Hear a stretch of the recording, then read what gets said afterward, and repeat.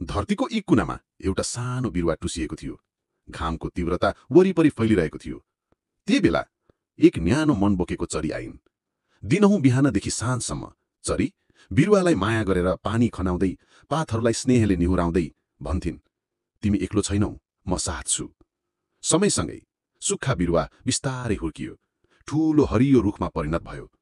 त्यसै रुखमा चरीले घोसला बनाइन्, फलहरू स्वादिलो तरिकाले टिपिन् र आफ्ना सन्तानका लागि अण्डाहरू पनि राखिन्।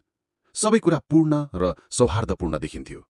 तर एक साँझ आकाशमा कालो बादल मडारियो, हावाले रुखलाई झुकायो र एउटा भयानक आँधीले सबै कुरा तहसनहस गर्यो। रुख ढलेको थियो, घोसला भाँचिएको थियो, अण्डाहरू फुटेका थिए। चरी त्यस खण्डमा दृढता र पीडाका भाव बोकेर रुखको जरामा बसेर शब्द बिना नै आँसु झारिरहेकी थिइन्। तर प्रकृतिले फेरि अवसर दियो। केही समयपछि त्यही जराबाट दुई साना बिरुवाहरू फक्रिए। चरी फेरि फर्की र मुस्कुराउँदै भनिन्, जीवन पुनः जन्मिन्छ। म फेरि बनाउनेछु त्यही घर, अझ दृढ र सुन्दर। भिडियो मन पर्यो भने लाइक र सब्स्क्राइब पनि गर्नुहोस् है।